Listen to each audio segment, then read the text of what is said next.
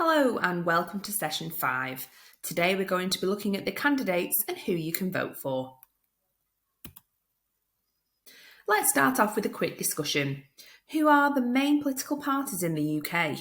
Name as many as you can.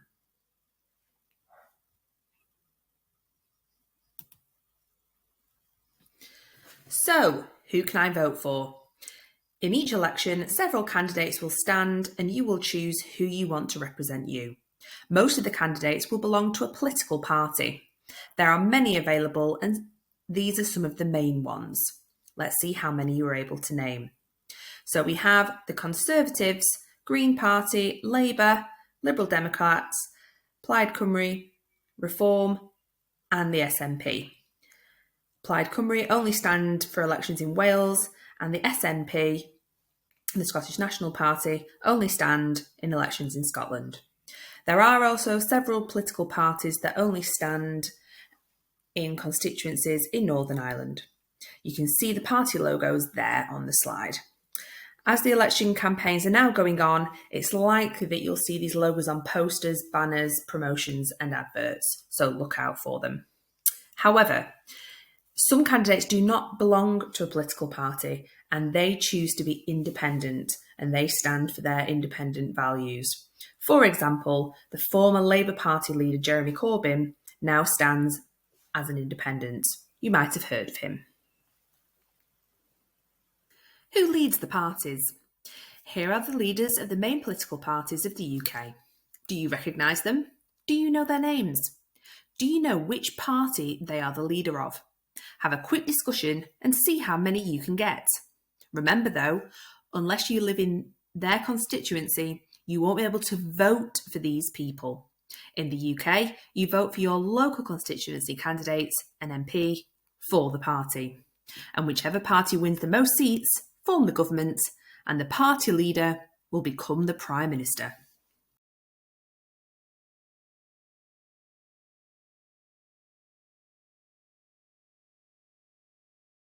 Okay, so here are the party leaders. How many did you get? Starting off, we have the two leaders of the Green Party.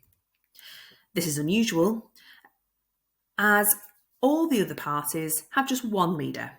Green parties often consider joint leadership of this kind to embody the widely held Green beliefs in consensus decision-making and gender balance. They are the leaders of the Green Party, Carla Denyer and Adrian Ramsey. Ed Davey is the leader of the Liberal Democrats. You may have seen some of his campaigns. He likes to do unusual stunts and activities. In the past, he's driven a tractor into a wall of hay bales. John Swinney is the new leader of the Scottish National Party. He has only recently replaced Humza Yousaf, who you might have heard of. Next, we have Sir Keir Starmer. He is leader of the Labour Party. He became a Sir in 2014 for his service as a human rights defence lawyer. Siôn ap Iorwerth is leader of Plaid Cymru in Wales. Plaid Cymru want to achieve Welsh independence. Nigel Farage is the leader of Reform UK. This has only very recently happened. Previously, it was Richard Tice.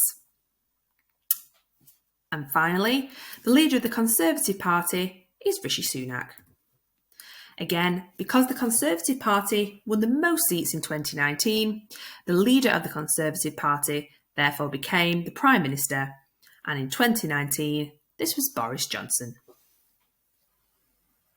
Who can I vote for? Remember, you do not directly vote for the leaders of the party, only if they are in your constituency, as they too need to be MPs. In each area, political parties will put up candidates for you to choose from. This means that you will have a local candidate from most of the main parties, if not all, to choose from, as well as some independents. Scan this QR code to find out who your local candidates are.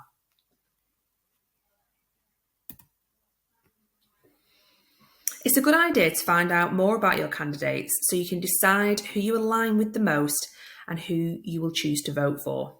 Once you've got your local candidates' names, you can look them up on Google.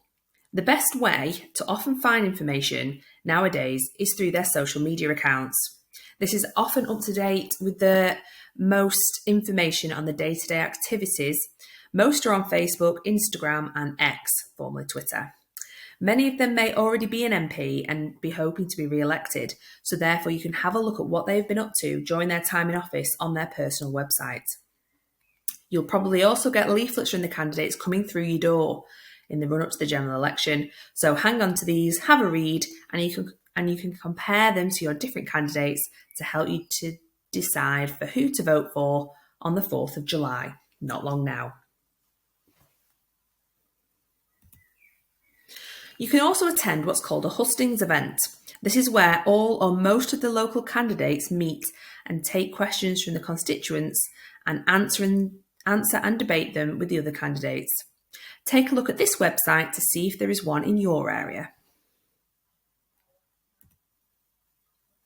Okay, time for a final discussion. What do you think are the most important issues in the UK? What would your priorities be if you were Prime Minister?